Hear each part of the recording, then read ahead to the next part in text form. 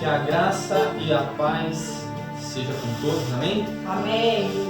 Nós vamos estar dando continuidade na meditação da palavra do Senhor nesta noite. E nós queremos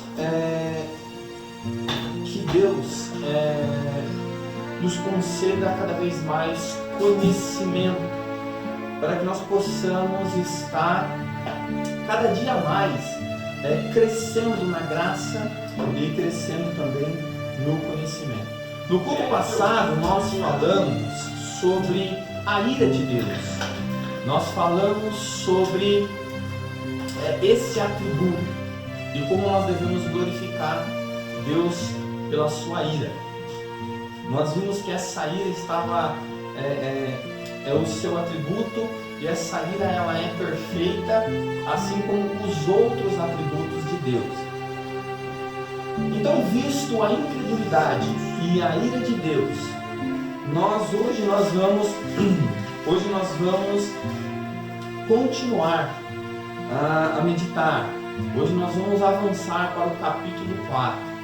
Mas para não ficar estranho o capítulo 4, eu vou estar lendo do versículo 12 do capítulo 3 em diante, para que nós possamos então chegar no capítulo 4, porque senão vai ficar estranho e meio fora de sintonia.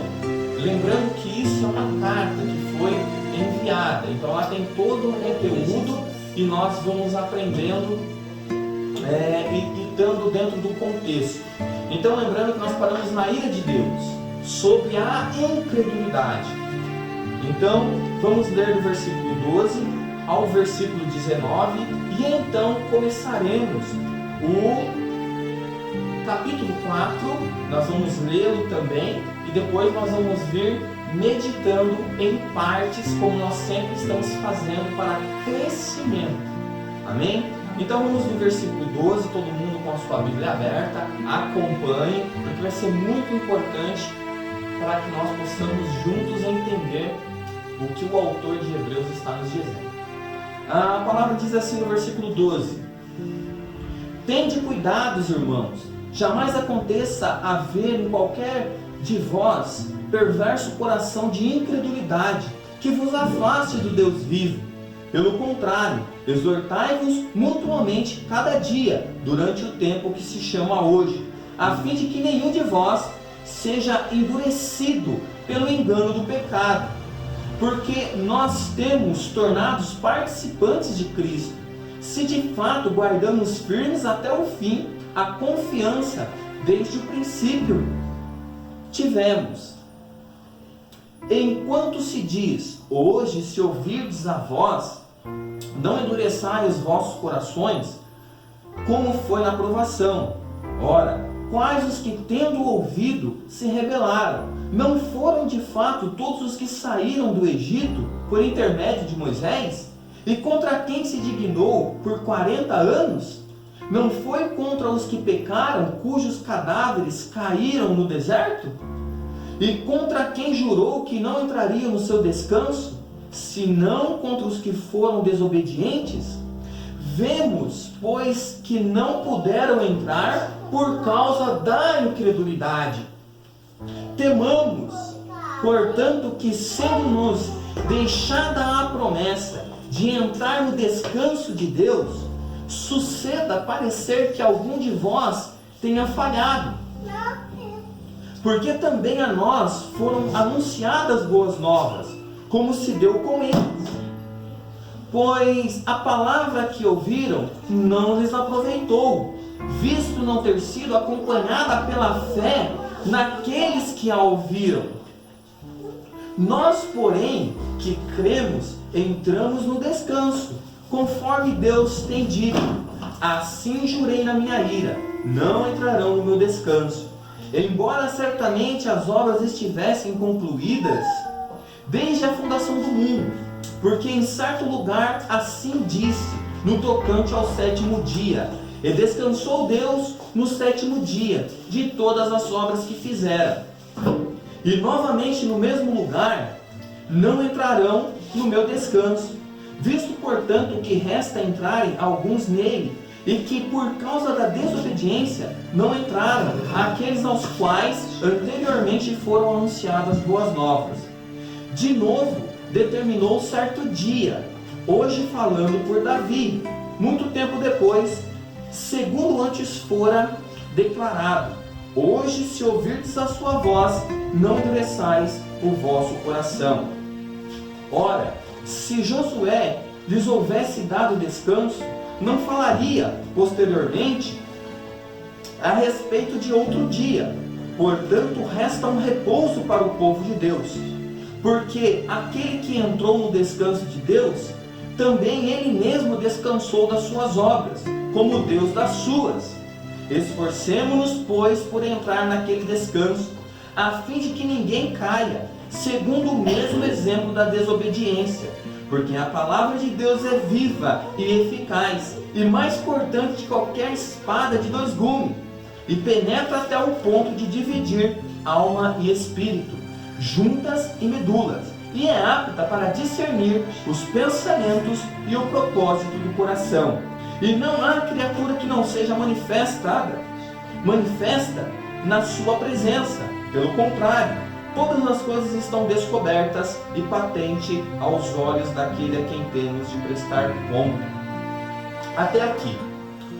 Bom, por que eu falei que nós deveríamos voltar alguns capítulos antes de avançarmos?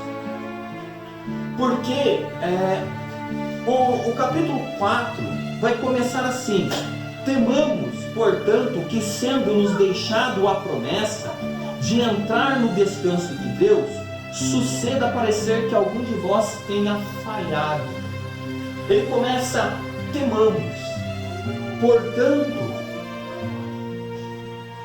temamos. Quando nós olhamos para o povo que saiu do Egito, aquilo foi um exemplo para nós. Um exemplo de que se as sombras daquelas coisas, se a sombra do descanso, se eles ao desacreditarem naquilo que apontava para Cristo, o julgamento foi tão severo, e nenhum deles, sendo que eles não entraram, aqueles que saíram, ao ter a incredulidade naquilo que era a sombra, e Deus não deixou com que eles entrassem no descanso. Então ele diz: temamos, portanto, que sendo nos deixado a promessa de entrar no descanso de Deus. Veja, o autor de Hebreus está nos falando assim: olha, agora nós devemos então temer, porque também nos foi deixado essa promessa, a promessa de entrarmos no descanso de Deus. Assim como o povo do Egito recebeu aquela palavra e eles não creram, e eles foram incrédulos durante 40 anos, o autor de Hebreus está dizendo para nós: olha, nós então não devemos temer. Temamos, porque a nós também foi deixado a promessa de entrar no descanso de Deus. E nós vamos falar um pouco sobre esse descanso. Por quê? Porque o descanso de Deus aponta para Cristo. O sábado aponta para Cristo. Quando nós olhamos aqui, ele vai dizer isso nos versículos seguintes. Ele vai dizer que não devemos, então, temamos, visto aquilo que aconteceu com o povo do Egito, que saiu do Egito, os judeus, que seja de exemplo para nós. Sendo-nos deixado a promessa de entrar no descanso de Deus, suceda parecer que algum de vós tenha falhado. Então, assim como aquele povo saiu e foi incrédulo, eles falharam em entrar no descanso de Deus, conosco tem que ser um alerta para nós. Porque lembra que Deus deu a palavra para eles. Só que a palavra ela tem que ser ouvida e acompanhada de fé. Lembra que a incredulidade foi que impediu que eles entrassem no descanso de Deus? Então ele vai dizer: suceda parecer que algum de vós tenha falhado. No versículo 2: porque também a nós foram anunciadas as boas novas, isso é, o Evangelho. Assim como aquele povo tinha uma promessa de um descanso, o Evangelho é a mesma coisa, ele nos proporciona um descanso. E nós vamos falar desse descanso, que é o sábado. Porém, nós temos que ler o que está aqui no versículo 2. Porque também a nós foram anunciadas boas novas, como se deu com eles. Mas a palavra que ouviram não lhes aproveitou, vista não ter sido acompanhada pela fé naqueles que a ouviram. Então lembra que eu falei da incredulidade? Como é importante nós entendermos a incredulidade? A apistia. Então que não aconteça com nós. Mas dentro da igreja, nós pregamos o Evangelho, anunciamos o Evangelho, e muitas das vezes o Evangelho não penetra no coração de quem está ouvindo. É isso que o autor de Hebreus está dizendo. Olha, assim como as promessas, assim como a promessa do descanso não penetrou no coração daquele povo, não aconteça que no nosso meio aconteça a mesma coisa. Que ao ouvir o Evangelho, essas verdades não sejam patentes para você. É interessante isso porque aquele povo ele foi incrédulo. E essa incredulidade muitas das vezes está dentro da igreja. Nós pregamos sobre Cristo e parece que não é verdade. É isso que ele está falando. Então, nós recebemos as boas novas assim como aquele povo recebeu. Mas parece que essas boas novas, que é o Evangelho, para muitos não é uma realidade. Na palavra que ouviu. Sabe o que é interessante? Que às vezes nós ouvimos palavras de pessoas e todas as vezes que nós lembramos daquelas palavras, aquilo você carrega pro resto da vida. A minha mãe uma vez me chamou de lixo, exemplo. E a pessoa fica marcada pro resto da vida daquilo, ela cresce com aquilo. Passa 20, 30 anos e quando ela lembra daquela palavra, minha mãe me tratou como lixo, ou falou alguma coisa como isso, aquilo é real para ela. Então desperta ódio, desperta outros desejos, desperta antipatia. E é interessante que as pessoas ouvem a palavra e isso não desperta nada nela. Sabe quando nós falamos do céu e o céu parece não ser real? É isso. Sabe quando nós falamos de uma nova vida no Evangelho e isso não parece ser real para quem ouve? Quando nós falamos que Deus te perdoa dos seus pecados e aquilo parece não ser real? É isso que ele está falando. Olha, nós ouvimos a promessa do descanso de Deus. Mas o problema é que aquela geração ouviu aquela promessa do descanso lá no Antigo Testamento e eles não acompanharam com a fé. Então quando você ouve o Evangelho, é necessário que você creia nessas coisas. É necessário que quando nós falamos de Evangelho da graça, que isso seja real para você, que não seja apenas mais um sermão que você ouve. É isso que ele está dizendo. Quando nós falamos do céu, que o céu seja real. Quando nós falamos do inferno, que o inferno seja real. Quando nós falamos de abandonar o pecado, que isso seja real. Que quando nós falamos de arrependimento, que o arrependimento seja real. Sabe? É isso, acompanhado de fé. Crer no Evangelho. Crer que realmente a obra de Cristo foi suficiente para nos salvar. Então ele vai dizer, porque também a nós foram anunciadas boas novas, como se deu com eles. Veja, é o mesmo Evangelho. Sabe o que é interessante? Que o Evangelho é pregado desde Gênesis. O homem é salvo da mesma maneira desde Gênesis até agora. E os que forem nascer serão salvos por graça. Não há outro meio de salvação. O homem sempre foi salvo por meio da graça. E não lhes aproveitou, visto não ter sido acompanhada pela fé naqueles a quem ouviram. Versículo 3: Nós, porém, que cremos, entramos no descanso, conforme Deus tem dito.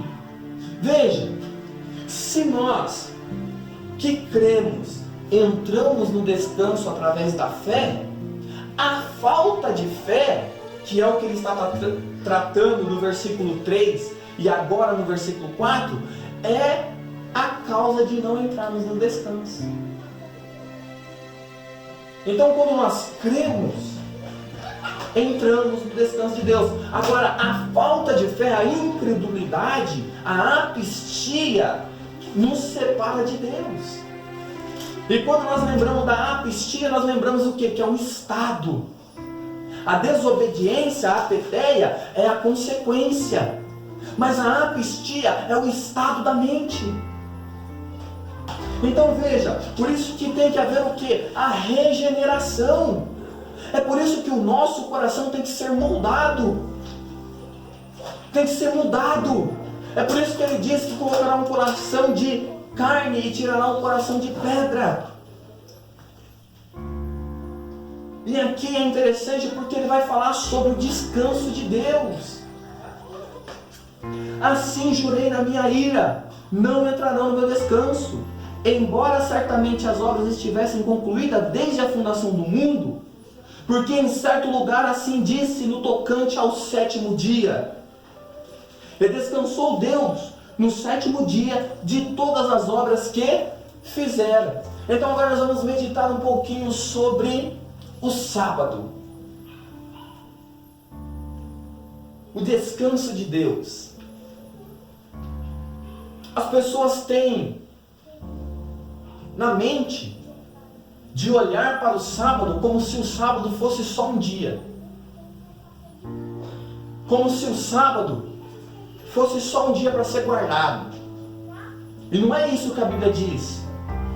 Quando a Bíblia está tratando do sábado, está tratando do quê? Do descanso de Deus. É isso que ele está falando aqui. Porque nós somos chamados a entrar no descanso de Deus. Nós somos chamados ao quê? A essa promessa do descanso de Deus, do sábado de Deus. Aleluia, Jesus. E a primeira vez que isso vai aparecer aqui na Bíblia, o descanso de Deus, o sétimo dia, é lá em Gênesis. Porque aqui está dizendo, olha, e descansou Deus no sétimo dia de todas as obras que fizera.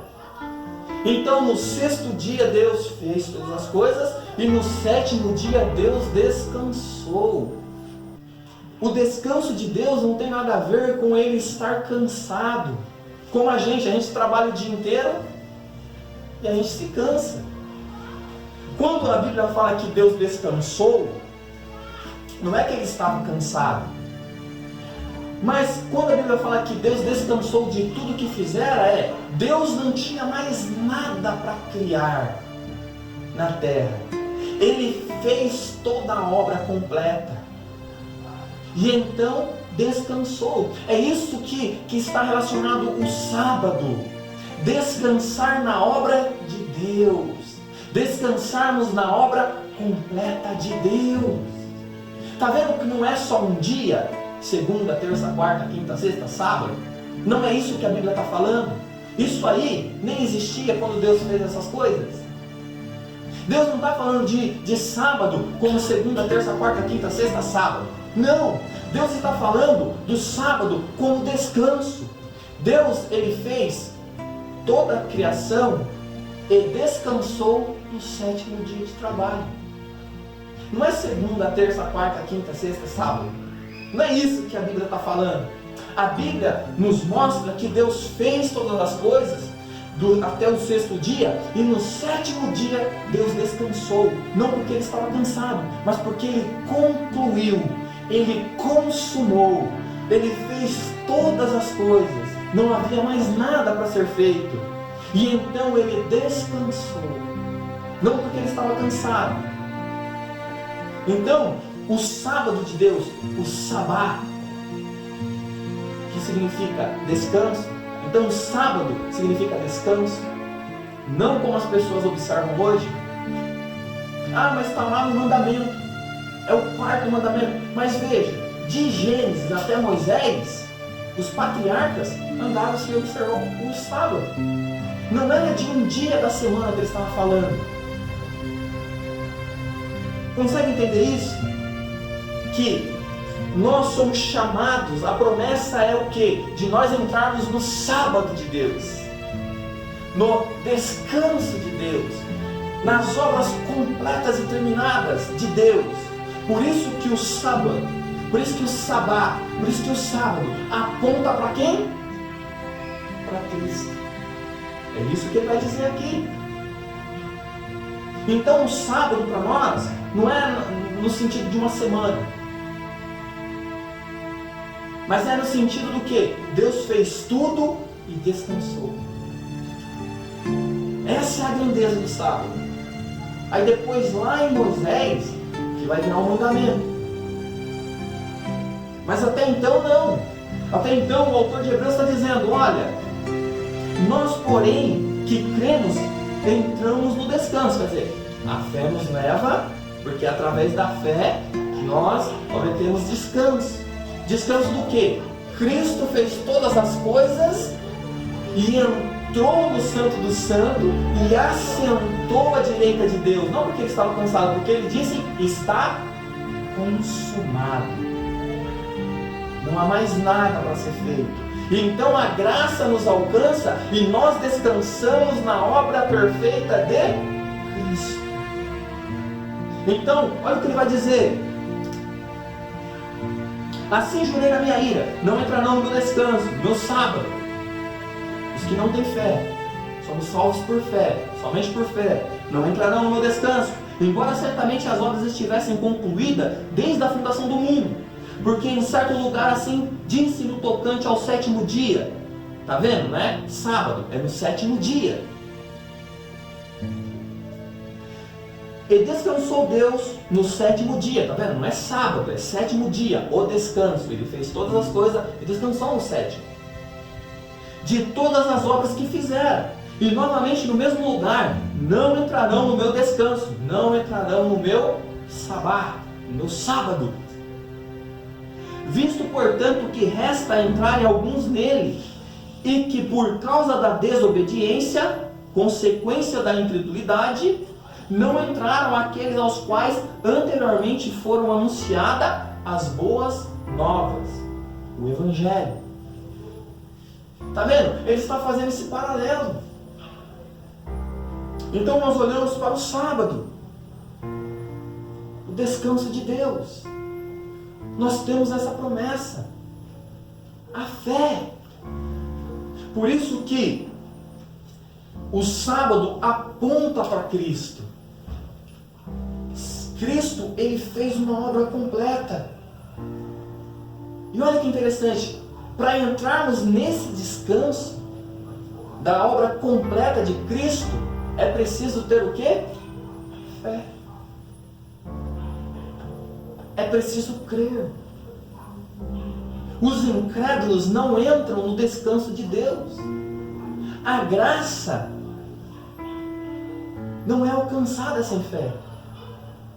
A vida eterna, que é um descanso, só vem por fé. É isso que nós temos que ter em mente. Todo aquele que crê em mim tem a vida eterna. E todo aquele que não crê no Filho, a ira de Deus permanece sobre ele. Os incrédulos não entram na vida eterna. Você está vendo como é que o sábado, o descanso, aponta para Cristo, e tudo aquilo que aconteceu que era sombra, daquele povo incrédulo que não entrou no descanso reflete em nós. Porque ele diz no versículo aqui, no versículo 3, nós porém que cremos, entramos no descanso. Nós que temos fé, entramos no descanso de Deus. O que é o descanso de Deus? O que é o sábado de Deus? Deus fazendo tudo e descansando. Não havia mais nada a ser feito. E não é isso que é a graça de Deus? Nós olharmos para Cristo e o que nós fazemos? Só cremos. Somos justificados por fé. As nossas obras não nos justificam. A salvação é pela fé. Não é isso? Então isso é o nosso descanso, isso é o nosso sábado, isso é o nosso sabate. É isso que é falar do sábado. Falar do sábado é isso, é aprontar para Cristo, para o descanso que Ele nos fornece. Então ele vai dizer que ele confia em Deus. Ele descansa em Deus. Então é isso. Então o que nós temos que fazer é confiarmos em Deus. O sábado de Deus. Então ele vai dizer, assim eu jurei na minha ira, não entrará no meu descanso, embora certamente as obras estivessem concluídas desde a fundação do mundo. Porque em certo lugar ele disse, assim diz no tocante ao sétimo dia. E descansou Deus no sétimo dia de todas as obras que fizera. E novamente no sétimo, novamente no mesmo lugar, não entrarão no meu descanso, não entrarão no meu sábado. Versículo 6. Visto, portanto, que resta entrar alguns nele, e que por causa da desobediência não entraram aqueles aos quais anteriormente foram anunciadas boas novas. Versículo 7. De novo, determina em certo lugar, hoje falando por Davi, muito tempo depois, segundo antes fora declarado. Hoje, se ouvirdes a sua voz, não endureçai os vossos corações. Versículo 8. Ora, se Josué lhes houvesse dado descanso, sábado, não falaria posteriormente a respeito de outro dia. Portanto, resta um repouso para o povo de Deus. Porque aquele que entrou no descanso de Deus, também ele mesmo descansou de suas obras como Deus das suas. Então o autor de Hebreus ele vai falar novamente de Davi, dos Salmos 95, e vai falar de Josué. Josué levou o povo para Canaã. Eles entraram na terra prometida, mas a terra prometida não era o descanso. Josué falou de um outro dia. Josué apontou para um outro descanso. Davi apontou para outro descanso. Quando nós formos ler a galeria da fé, nós vamos ver que aqueles homens andaram como peregrinos, buscando um descanso. Canaã não foi o descanso, assim como a vida aqui na terra não pode ser o nosso descanso. O nosso descanso, aí ele vai falar no versículo 10, porque aquele que entrou no descanso de Deus, no seu sábado, também ele mesmo descansou de suas obras, como Deus fez das suas. Cristo adentrou ao céu, sentou à direita de Deus, concluiu a sua obra, e nós somos chamados a esse descanso. É assim. E tudo isso através da fé, de crer. Então veja como é importante isso para nós.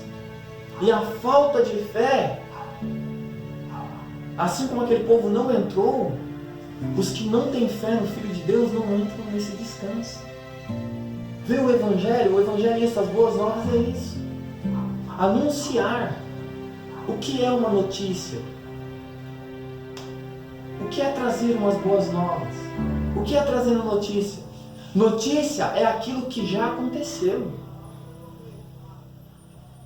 Não tem mais nada para ser feito. As boas novas, o Evangelho, a notícia boa, a notícia que Cristo executou a obra a qual Ele foi enviado a fazer com perfeição, não restando nada, chamando-nos apenas para descansar nessa obra perfeita. Não é por obras que eu entro no céu, Sou justificado, você é justificado por fé. Essa é as boas novas. Essa é a boa notícia. Esse é o Evangelho. Esse é o sábado de Deus. Esse é o descanso. Essa é a promessa para nós. Vamos crer naquilo que Cristo fez. Só há uma porta, só há um caminho, e é Cristo. Ele diz: eu sou o caminho, a verdade e a vida. Ninguém vai ao Pai senão por mim. Você só pode entrar no descanso do meu Pai através de mim. Sabe, temos que acreditar nessas coisas que pregamos. Você que está ouvindo tem que começar a fazer isso verdadeiro. Quando nós falamos do Evangelho, as pessoas falam com uma frieza tremenda. Seus corações não são tocados por essa verdade. Temo que em nosso meio possa haver alguns que são incrédulos como aquele povo, que ouviram falar do descanso, mas não acreditaram. Uma geração incrédula inteira morreu no deserto. É por isso que ele diz: temamos, portanto, sendo-nos deixado a promessa de entrar no descanso de Deus, suceda parecer que algum de vós tenha falhado. Ele não diz todo, mas ele diz alguns de vós. Que em nosso meio isso não possa. Vamos orar para que Deus quebrante os corações, para que essas verdades a partir de hoje sejam verdades para você. Quando você falar do céu, que isso seja verdade para você. Não fale do céu como se ele não existisse. Não fale do céu como se isso não fosse verdadeiro no seu coração. É triste vermos as pessoas falando do céu de qualquer maneira. Sabe quando uma pessoa está falando uma coisa que ela não acredita? É tão triste, isso é o que tem acontecido no nosso meio. Sabe, as pessoas falam do inferno, mas como se ele não existisse, como se ele não estivesse com as suas chamas acesas. Quando nós falamos para que haja arrependimento, um arrependimento verdadeiro, genuíno, um abandono do pecado, as pessoas nem ao menos terminam de orar, as suas lágrimas nem secaram no rosto, e eles já estão cometendo novamente o mesmo pecado. Não há arrependimento verdadeiro. Temos que crer naquilo que pregamos. Quando você fala de Deus, parece que Deus não existe. O ateísmo cristão é a pior coisa que existe. Por quê? Porque nós pregamos um Deus e vivemos como se Ele não existisse. Falamos da justiça de Deus, mas não acreditamos que Ele nos justifica verdadeiramente pela fé. Não queremos entrar no descanso de Deus, não queremos olhar para Cristo e ver que Ele fez todas as coisas por nós. Não há nada que possamos fazer. O nosso mérito é não ter mérito nenhum. É por isso que ele está dizendo que aquele que descansa no descanso de Deus, o descanso de Deus Ele fez todas as coisas e descansou. Cristo fez todas as coisas e Ele se assentou à destra de Deus. É nisso que nós temos que crer. É isso que está sendo pregado aqui. É isso que tem que ser verdade para você. É por isso que em certo lugar Jesus vai falar: vinde a mim todos que estão cansados e oprimidos, e eu vos aliviarei. As pessoas não querem ir a Cristo para descansar nele verdadeiramente. As pessoas sempre acham que pode estar fazendo alguma coisa para Deus. Vinde a mim, vós que estáis cansados e oprimidos. Vinde a mim, eu vos aliviarei. Aprendei de mim, que sou manso e humilde de coração.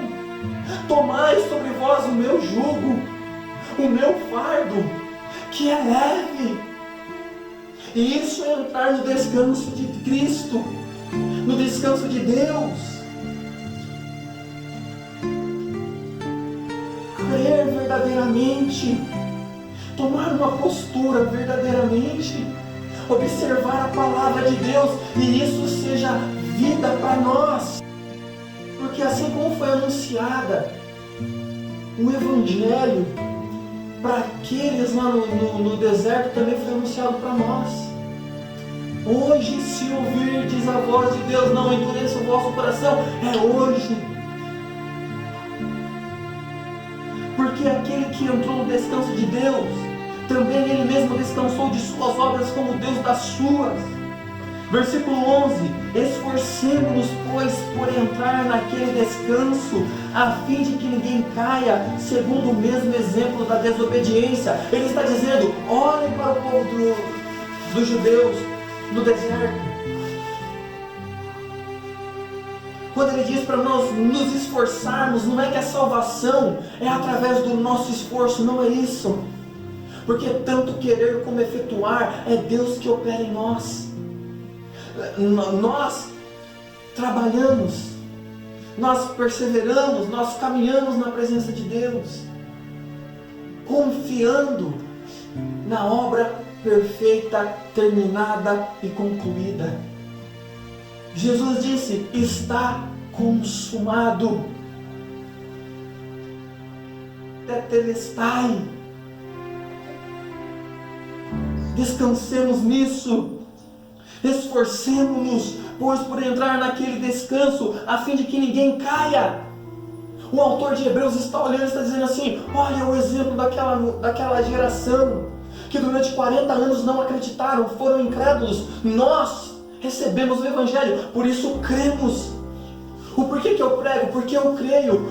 Paulo disse: nós cremos e pregamos. Pregamos porque cremos. Isso é verdade para nós. O Evangelho tem que ser verdadeiro. Temos que crer. Versículo 12: porque a palavra de Deus é viva e eficaz, é mais cortante do que qualquer espada de 2 gumes, e penetra ao ponto de dividir a alma e o espírito, juntas e medulas, e é apta para discernir os pensamentos e o propósito do coração. É isso que o Evangelho faz. Ele penetra no mais íntimo de nós. A palavra de Deus. Por isso que nós pregamos aos ouvidos. Grande Deus. Mas só o Espírito Santo pode levar a palavra de Deus no coração do homem. É isso que nós temos que fazer. A palavra de Deus é viva e eficaz, mais penetrante que qualquer espada de 2 gumes. Ela penetra no mais íntimo. Lembra lá da parábola do semeador? A palavra cai na beira do caminho. A palavra cai no meio das pedras. A palavra cai no meio dos espinhos. Mas é a mesma palavra. Hoje eu estou pregando e a palavra está sendo ministrada, mas ela só vai penetrar. Ela só vai no seu mais íntimo. Ela vai fazer com que você creia nisso verdadeiramente. Só o Espírito Santo pode fazer isso com você. Para você acreditar verdadeiramente.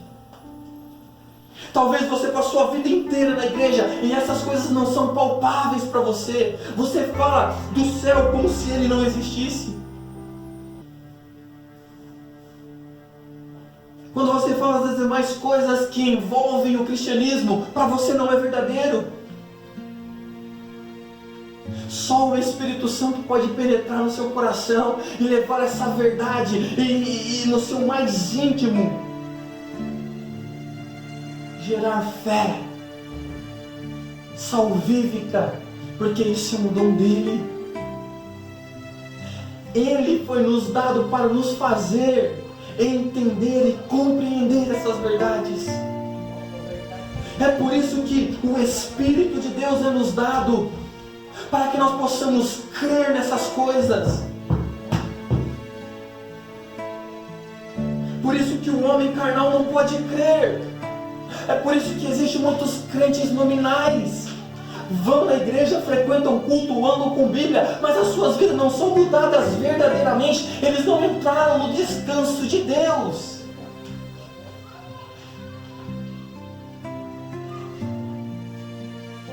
Portanto, a palavra é viva e eficaz. Ela é viva e eficaz. É por isso que nós pregamos o Evangelho, porque nós cremos que o Evangelho é o poder de Deus para a salvação, tanto do judeu quanto do gentio. Paulo diz, olha, o Evangelho não contém o poder de Deus. Ele diz, o Evangelho é o poder de Deus. A palavra de Deus é viva e eficaz. Então nós pregamos a palavra, e a palavra entra no coração do homem, penetra, gera vida, gera fé. E então nós falamos de Cristo não como se Ele existisse, mas nós falamos de Cristo porque Ele existe. Nós não falamos do céu como se o céu existisse, nós falamos porque o céu é real. Está entendendo qual é a diferença? Quando a palavra de Deus penetra no nosso coração, as verdades de Deus se tornam vida para nós, tudo se torna real, não é uma utopia.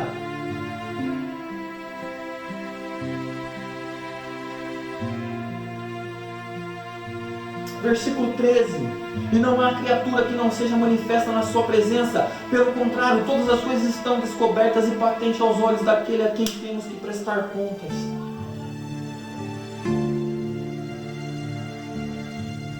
Versículo 14: tendo, pois, a Jesus, o Filho de Deus, como grande sumo sacerdote que penetrou o céu. Veja, olha o que ele vai falar.